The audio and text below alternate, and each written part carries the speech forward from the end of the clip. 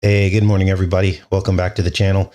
So today we're going to pretty much replay part of a re-upload from a couple years ago in which I decoded the film Equilibrium. I thought this would be helpful since we just covered Christian Bale, who was in the movie Equilibrium. And he was at an award ceremony saying thank you to Satan for his award. And of course, he also played Batman in the Dark Knight trilogy. Two of the three films in the trilogy were filmed in Trump buildings, one in Chicago, Trump Tower, the other in Trump Tower in Manhattan. So let's jump right in. And if we have some time after this, we'll do a couple of headlines. Good morning, everybody. All right, let's go ahead and get started, you guys. This is from 2 years ago. Equilibrium is the film we're going to decode today.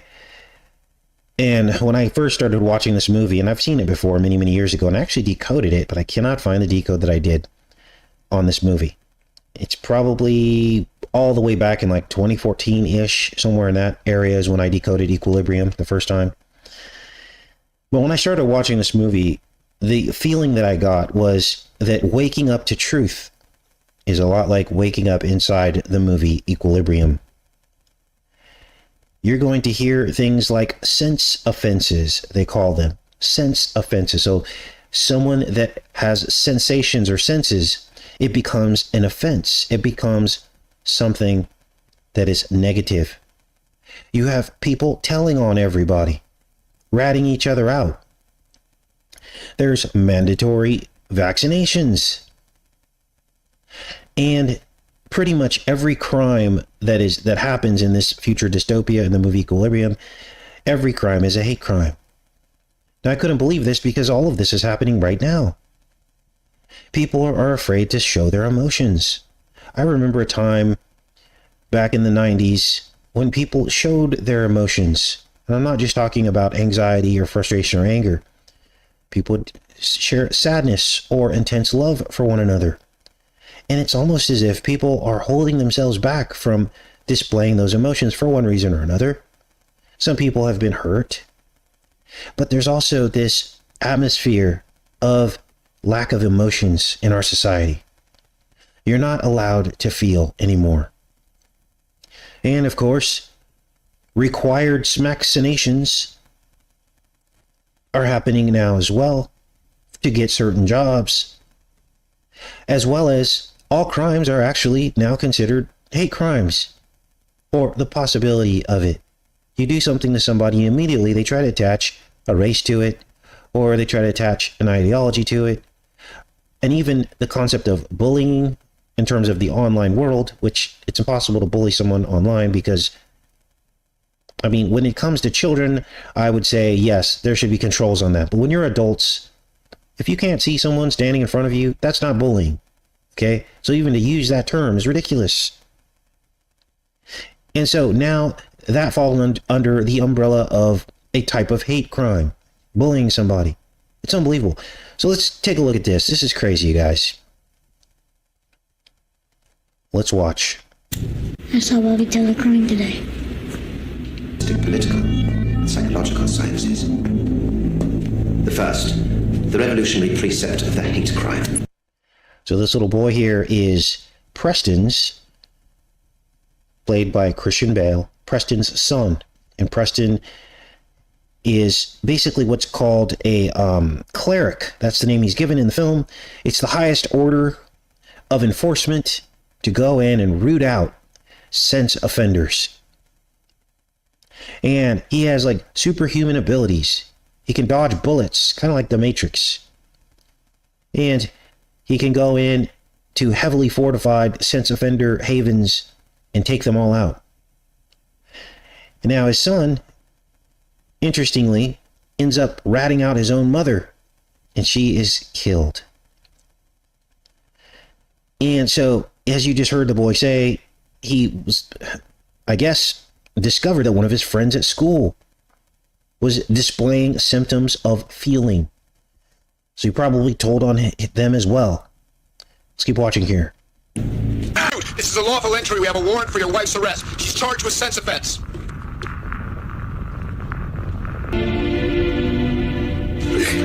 Hey! Get her! Get her off him now! Remember me. So, that was Preston's wife. She got killed, and Preston begins to wake up because he starts skipping his mandatory smaccinations. And the scales fall away from his eyes, and the veil is removed. Watch. How long have you been off the dose? Look at you. Look at you. Preston is the man in the mirror. The man in the mirror. The Gemini. Look at you.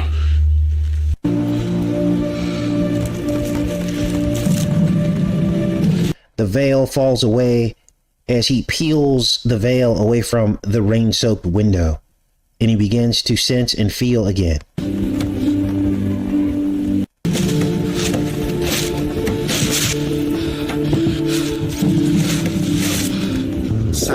Now, what is the name of this drug that everybody's taking? This mandatory drug that they have to take 2 doses. 2 doses every single day, in the morning and evening. Well, the drug is called Proium, which sounds all like Prozac, doesn't it? Let's keep watching. And salvation. It has delivered us from pathos, for we embrace Proium in its unifying fullness. Proium, the great nepenthe, opiate of our masses, glue of our great society, and all that it has done to make us great. To make us great? What? To make us great. To make us great. To make us great. Now I'm going to stop myself here. We're back in 2025. And you notice the heel. He steps on the 2 doses with the heel. This is the bruising in the heel, talked about in the very first prophecy of the Bible. Let's play that back. What? To make us great. To make us great. To make us great. With sameness. With unity. Allowing each man of individuality, replacing it. Conformity. So the goal here is replacing individuality with conformity. It's the cloning aspect. This is why you saw Preston staring in the mirror, because it's the man in the mirror. It's the clone, the Gemini. They want us all wrapped into a hive mind. Woman and child in this great society to lead identical lives. Identical lives. Now everything in the equilibrium world looks exactly the same, where everybody is equal to each other. There is no excess. There is no individuality. And this reminds me of Schwab and his words, that you will own nothing and be happy. Now, as Preston begins to skip his Proium doses, he starts to feel again. And once again, it all centers around the needle. In this case, he puts the needle on the record. Now, this isn't the first time we've decoded the phonograph record and the needle on the record. We've seen this symbolism a few times before in other movies, haven't we? The needle on the record is symbolic of the needle, the hypodermic needle, taking you through a portal. How does it do this? Through sound frequency, and also the spiral on the record. Spirals are portals. An entire song on a record used to exist on a single line, a single groove that spirals away from the center. Essentially, when you listened to a record, it was taking you through a sound portal.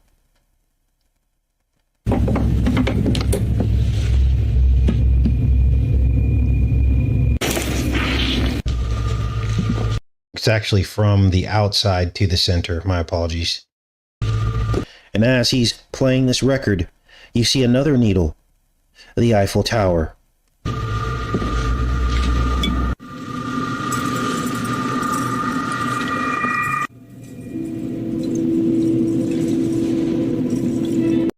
Looks like Trump's Golden Dome. Let's keep watching.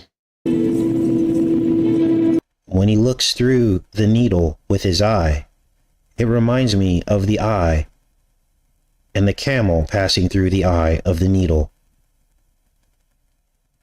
And never forget Trump's words that he will get to heaven because he spent $500 million on microscopic camels to get through the eye of the needle.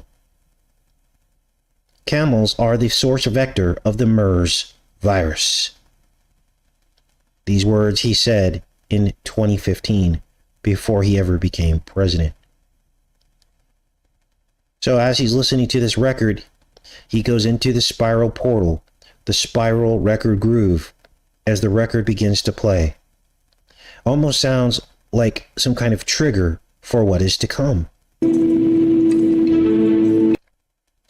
Now here is a decode that we did on the Eiffel Tower hypodermic needle. Here is the Eiffel Tower here, as you can see. And we did a side-by-side, and we showed you a plunger needle. This is the plunger part of the needle.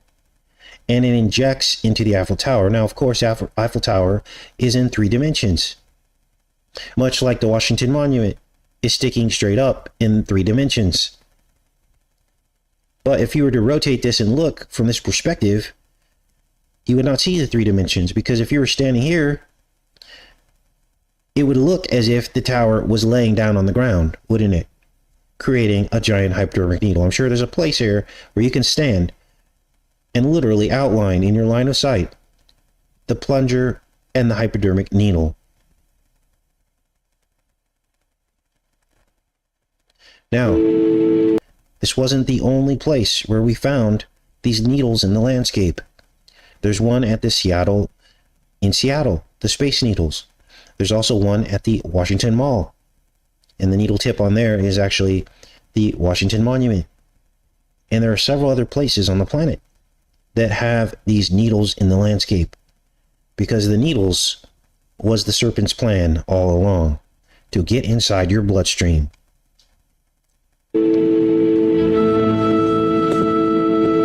Notice that the phonograph, I guess you call this an amplifier, an early form of an amplifier, amplifying the sound, is much like the spiral portal.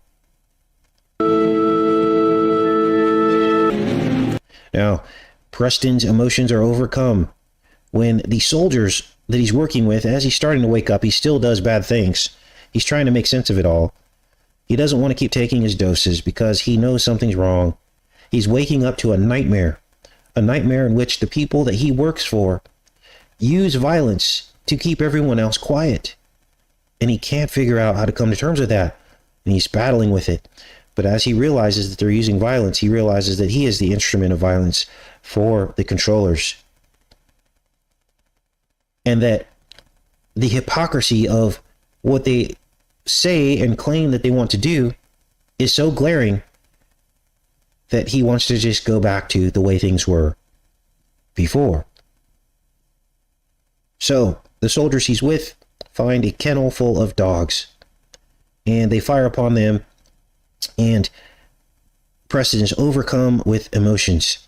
He picks up a puppy, he saves the puppy, but he has to be careful not to show emotion because everyone's watching him, and he makes up an excuse as to why he needs to save the dog. Watch this. Some of these animals ought to be tested for disease. There's an epidemic in the Nethers, as best we know about it. He needs to test the dog for disease, and there's an epidemic in the Nethers. So the Nethers is where the sex offenders live, in the strongholds. And every so often, the clerics and the army goes into the Nethers to root out some of these organizations who want to feel.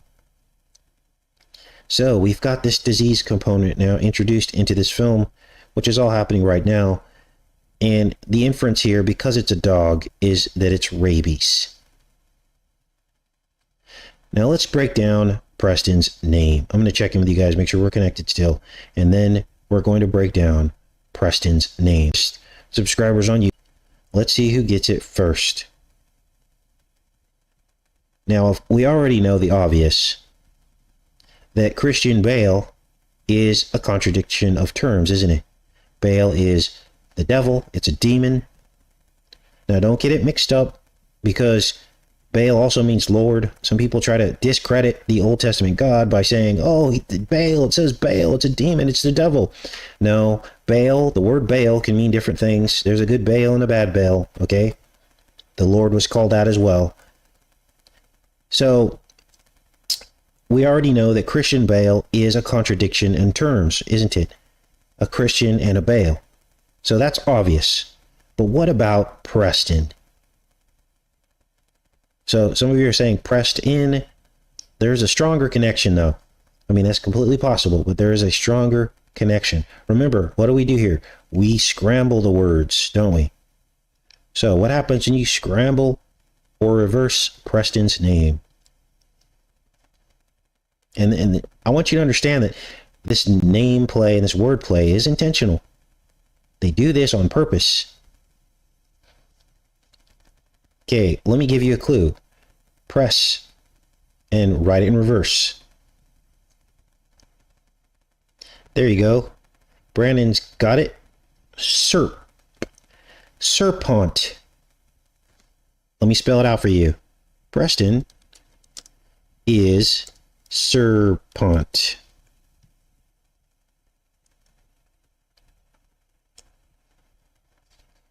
So, he is the blunt instrument.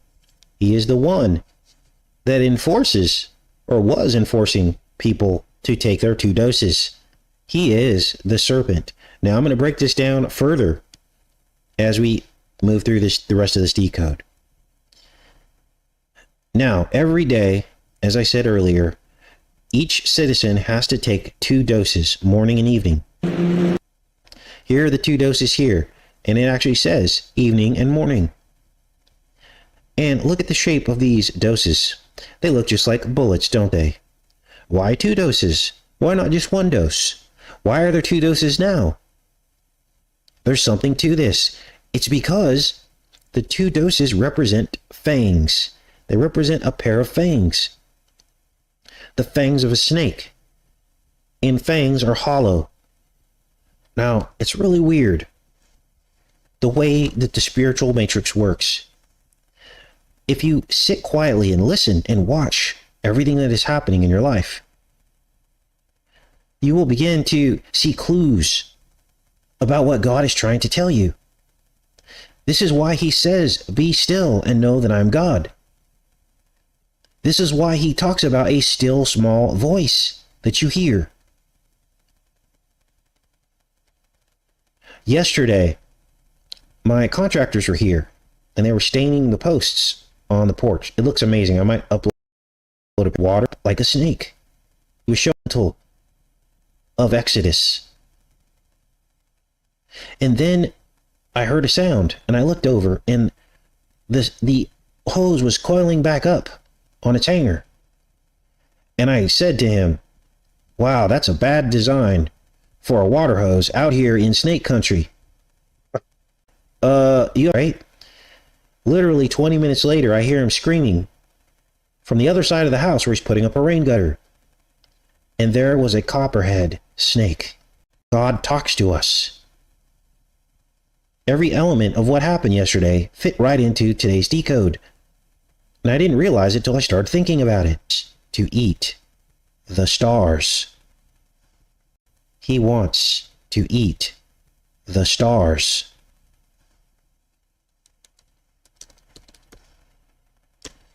Are you awake? Rats is stars backwards. The serpent wants to eat the righteous. The book of Enoch says each of us has a star in heaven that God made for us. Almost like a gift. A memento. So that when you look up in the night sky, you can say, wow, one of those stars is for me.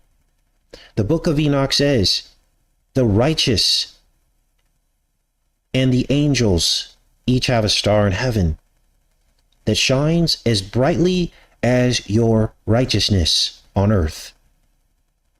In other words, if you are not righteous in your life, your star is probably very dim. It's like a beacon. But if you are very righteous, then your stars are shining the brightest in the skies. Wow. So the serpent wants to eat the stars. God is amazing, isn't he? So I hope today when you guys leave, you'll start to begin to take notice of certain events in your life, things that happen, seemingly innocuous synchronicities. I'll give you another example. Contractor came to the property and he said, and that is, he's literally talking to us and giving us hope. The double dogwood bloom. Now, if any of you are familiar with this, it is dogwood is fully not supposed to bloom until May. So it's there. I'm fast forwarding. Sorry, guys. It's not skipping. I'm just fast forwarding so we can get to the decode. Remember in the Mario Brothers movie where he takes 2 shots of liquor? Now you're seeing that these connections aren't so silly. Let's keep going here.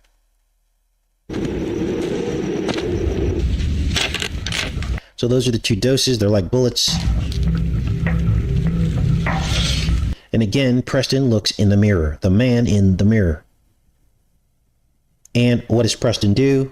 He actually hides his doses behind the mirror. Now, I want to be clear here about this mirror thing. It's not just that a person's looking in a mirror. This has significance because the 2 doses is what splits the personality. That's what they're getting at here. Let's keep watching. Now, what is the spiritual significance of this? Well, the doses are what cause you to have the twin Gemini spirits. So the fact that he's staring in the mirror and he hides the doses behind the mirror is very spiritually significant. You guys, these scripts are literally fallen angel level intelligence. When you finally break down the symbolism in this, you realize that the only being that could have written these scripts is a fallen angel or the devil himself. Because this is what the doses in the movie cause people to do. The Gemini spirit. Now, it goes a level deeper because watch this. Look what's behind the mirror.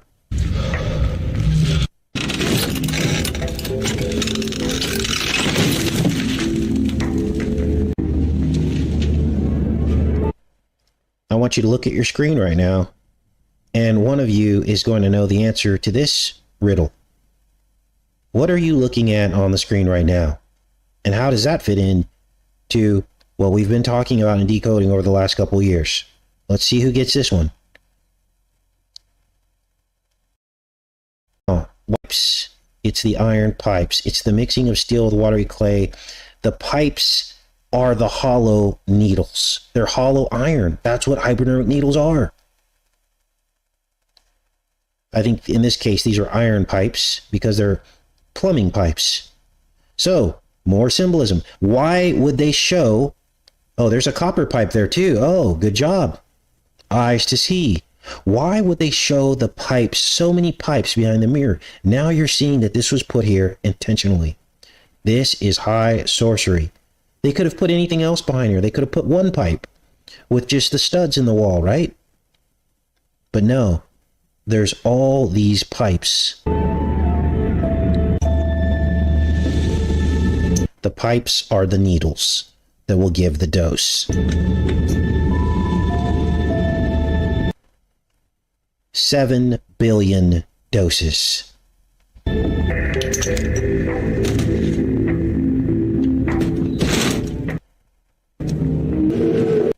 Now, are you ready for this?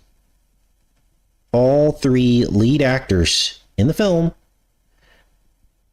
Ty Diggs, Emily Watson, and Christian Bale, were all born in January, which is the Janus, the Two-Face Janus. And look at the T symbolism here. Now, in the film, the T stands for the Tetragrammaton, which is what the clerics work for. The Tetragrammaton is run by Father. They call him Father. So it's all mockery, right?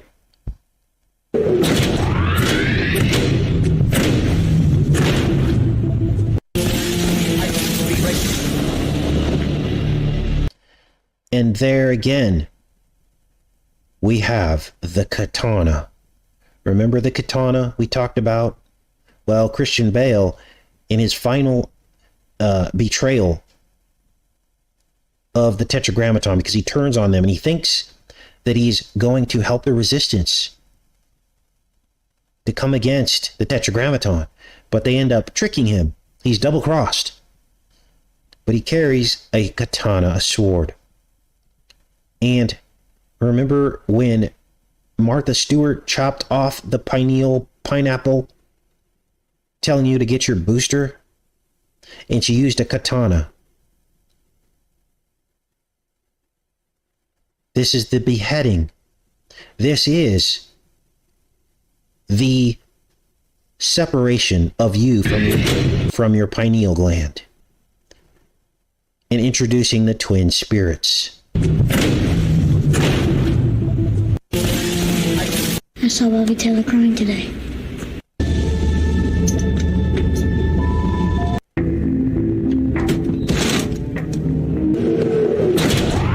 Let no man steal your crown. Let no man separate you from the seat of your soul, from your pineal gland, from the place where the Holy Spirit resides in you. The only way that can happen is if you start introducing things into your body.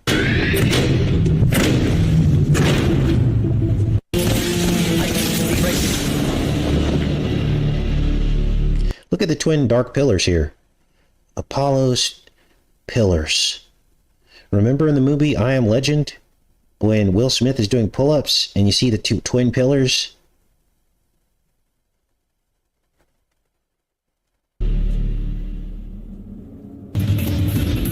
So Preston is double-crossed. He thinks by pretending to give up the resistance that he'll gain access to the top controller, which is called Father. But then he finds out that Father is not real. Father is a hologram, a political puppet of a lower-ranking bureaucrat. Watch it. You look so surprised, Preston. Why should Father be more real than any other political puppet? We've never met. No?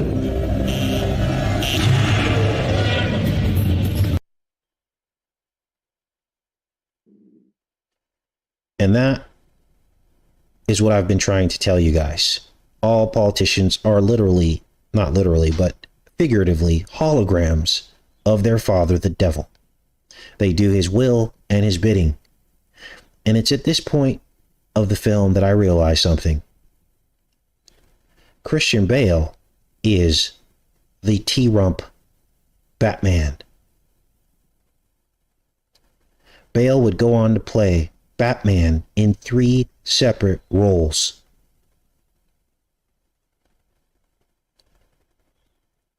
Wow. And of course, T-Rump admitted that he was Batman. And he has the Batman T-Rump Tower that looks like a giant bat boomerang. And on and on and on. The 3 dark buildings, the T-Rump International Hotel, the T-Rump World Tower, and T-Rump Tower, all black buildings, like Batman. Bo Jiven is Robin. Robinetti. They're all possessed by demons, you guys. So, wow, right? Powerful. And if you were to show somebody, not just one of these decodes, you have to see the pattern. You can't just take one, because they're going to say, that's just an umbrella. It's not a syringe, or those aren't bullets, or, you know. But once you see that repeated over and over and over again in every single one of these films, that's when people begin to wake up and they see the common author behind these films. The common author. I'll put a link to the rest of this live show. We're back in 2025. Couple headlines before we end the show today. The controllers are brilliant at how they mind control us, aren't they? They have literally now politicized what we will now call tariff gate. Tariff gate. How do they do it? By positioning positioning the tariffs to be supported by the right and rejected by the left. They've divided us once again because the right doesn't want to be wrong, do they? So if you're on the right, you're automatically accepting and trusting Trump that ultimately this whole tariff weird conundrum will be better for America in the long run. And if you're on the right, you can't imagine criticizing the tariffs because the left is criticizing them. And you don't want to side with the left, right? It's confusing, isn't it? But it's kind of not. Because it's mental manipulation. That's all it is. So you've got Anderson Cooper criticizing the tariffs. So if you're a right-leaning person, you don't want to side with Anderson Cooper, do you? So the tariffs must be good. You see how this works? Now, meanwhile, the deficit in our own personal lives is stacking up. I mean, I've already started to calculate this. Trump already owes me hundreds of extra dollars that I've spent over the last 5 months. By the end of the year, it'll probably be into the thousands of dollars because of how everything has gone up in price. Food, everything. Now, how far will each of us have to go in the hole before we realize that we're being played? And are we going to get a deficit check back for all the extra money we've spent while we're going through this painful process? Now, here's the proof. We all know that if Biden or Harris was doing the exact same thing Trump is right now, the right would be up in arms, wouldn't they? They'd be like, what the heck are you doing? You're destroying our economy. But instead, we get something different. Now, here are the headlines. Let's take a look. Walmart warns that higher are prices coming soon due to tariffs. What kind of headline is this? I need to go back to grammar school. Walmart will have to start raising prices later this month due to high costs of tariffs. So it's coming, and it's already here, actually. Last time I went grocery shopping 2 or 3 weeks ago, prices were already up, and now they're going to go up even higher. So, again, how much pain will we receive before we realize we're being played? Trump's deal with China leaves American consumers and exporters facing higher tariffs than before. On its own, the deal struck Monday between the U.S. and China to de-escalate the trade war is undeniably a positive development. As part of the deal, the U.S. will temporarily lower tariffs on Chinese imports from 145% to 30%. That may be enough to stave off the worst consequences of the tariffs and might unfreeze the flow of goods across the Pacific. More broadly, however, the deal is a tidy illustration of how Trump has conducted his global trade war. With China, Trump hiked tariffs to astronomical levels while promising those taxes would unleash prosperity and create jobs. This is more top-down kind of stuff. Reaganomics, they already tried this before, didn't they? Top-down. It says, but the deal means that imports from China will be subjected to significantly higher tariffs than when Trump took office. Those tariffs will continue to be a serious economic burden for American businesses and consumers. And the threat of even higher tariffs remains because of the deal only pauses those tariffs for 90 days. So we're allowing this to happen because we think everything's fine. Now, here's where we get into the corruption of all this. Who tipped off Kid Rock to close his restaurants to avoid ICE raids? Do you see the hypocrisy here? These people literally hire the illegals. Nothing's being done to them if you're Kid Rock. This is insane. Let's read this. Nashville restaurant owned by MAGA musician Kid Rock reportedly closed over the weekend to avoid the Trump administration's ICE raids. Obviously, he was tipped off. Trump's like, hey, I know you were in the White House, and I like you, Kid Rock. You represent what we think America should look like. And so I know you got some illegals over there. Look, I used illegals too when I built most of my empire. And so I'm not faulting you about this, but we are coming through with some ICE raids. So make sure you send everybody home for a couple days until we get this wrapped up, and then we can resume. Now, if you're okay with that, I don't know what to tell you, but that's corruption. It's corruption on its face. How else would he have known to close down the restaurant? How else would he have known? Now, the reason why Kid Rock was at the White House, in case you missed that live show that we did, was because Trump signed an executive order to get rid of like ticket scalping and stuff like that. I guess it was causing ticket prices at concerts to go sky high because people would buy the tickets and then sell them at a higher price. And it was interrupting these musicians' ability to get people to show up to their concerts because the prices just got too high. So this is what we're dealing with, you guys. This is the truth of the matter. If you want to know the truth. All right, I'm back in the chat. Good morning, everybody. Welcome back. Glad you joined the show. Yeah, that equilibrium decode was pretty profound, wasn't it? The Batman connections, the Janice connections, the double doses, to lose your senses, the man in the mirror, the fracturing of the spirit, the cutting off of the crown, losing your crown. It's all there in a movie from the 1990s, or was the early 2000s? I can't remember how old that movie was, but it was super old. Of course, the Batman connections. Wow. So, all right. David says, not the scalpers making money. See, it's all about control, isn't it? Rich people want to hold on to as much money as they can, and our government wants to hold on to as much of the taxes as they can.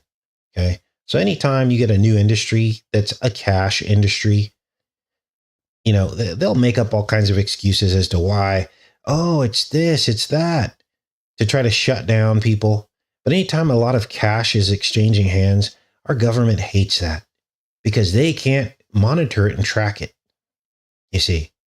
And so they're going to shut it down, or they're going to regulate it.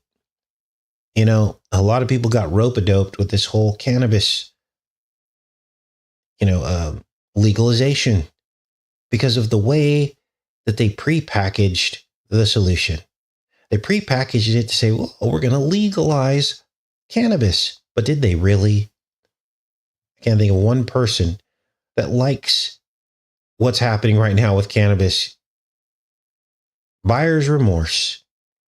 What should have happened is it should have been decriminalized, not legalized. Because when you legalize something, taxes are paid. Regulation, surveillance, enforcement, loss of privacy. All those things happened with the legalization of cannabis. We all know it.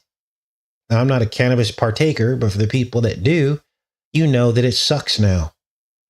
Huge corporations came in, and now you don't know what's GMO, what's not.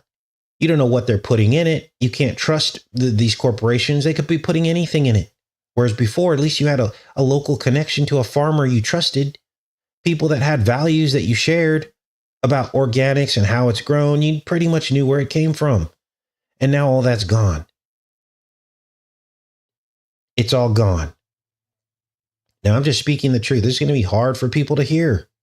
But anytime you see an up-and-coming business that somebody's making a lot of money on, it's only going to be a matter of time before the government steps in and says, oh, no, we need to tax that. You can't just have a business.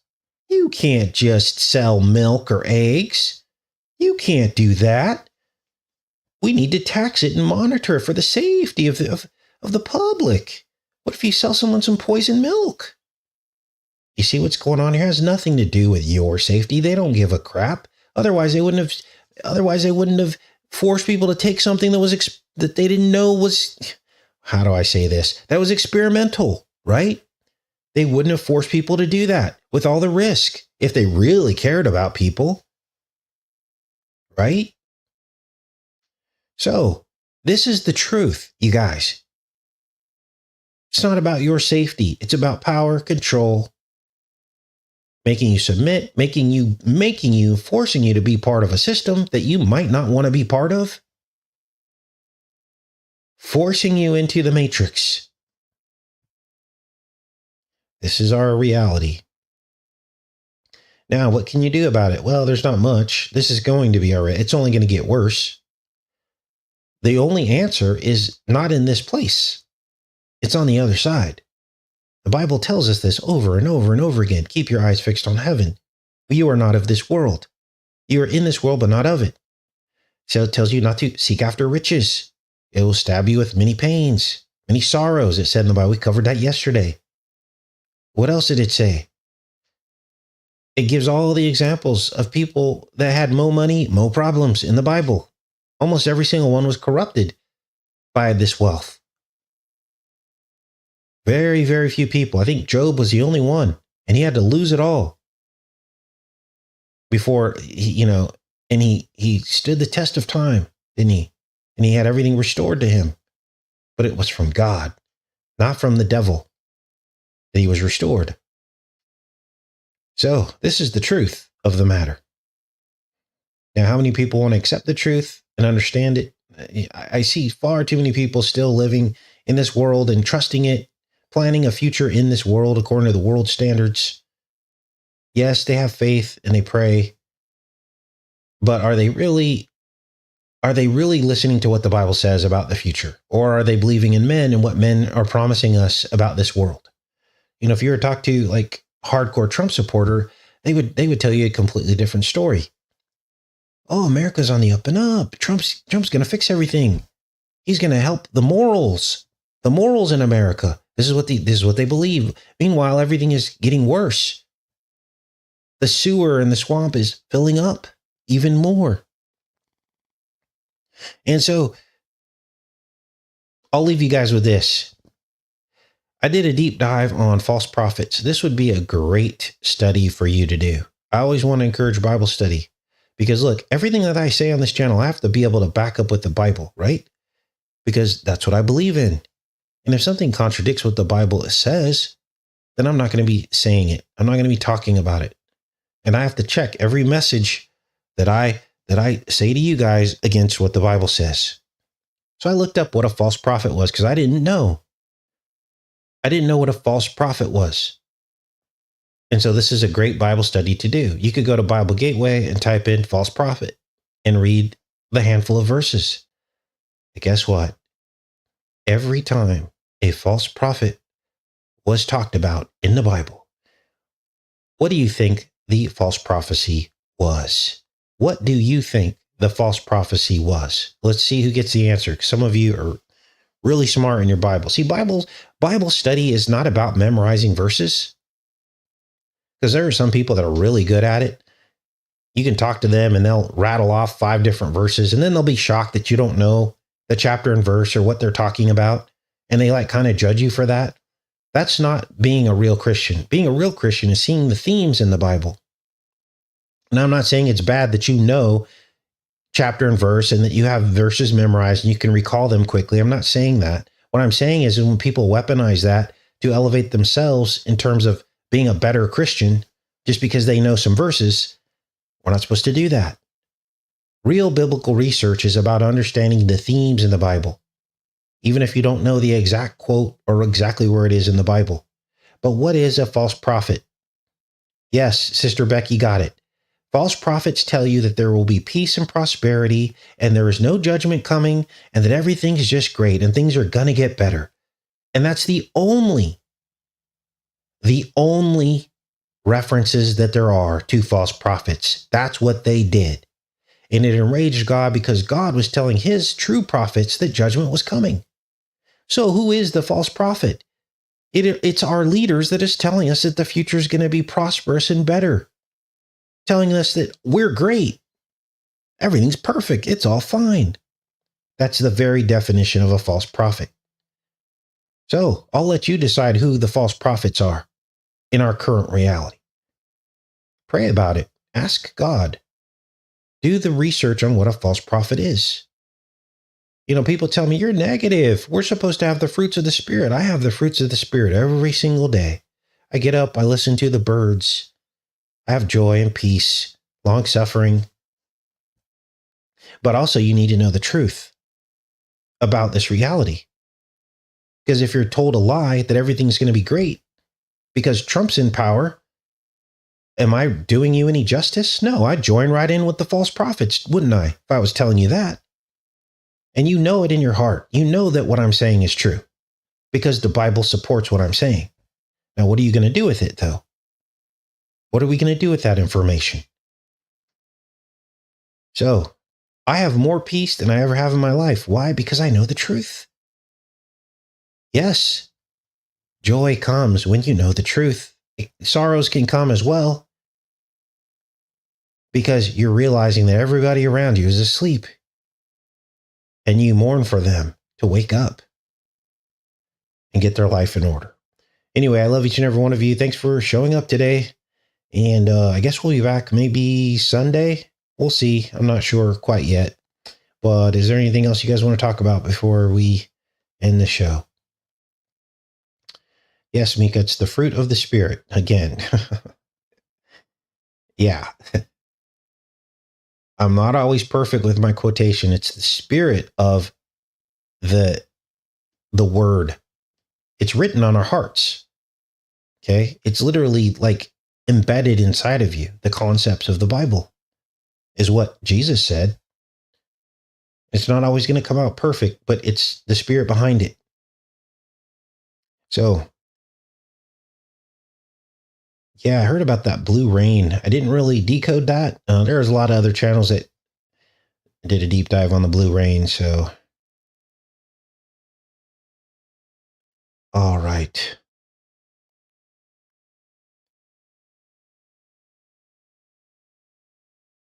Okay. Well, I'll see you guys all Sunday. Much love. Enjoy your weekend. Take care.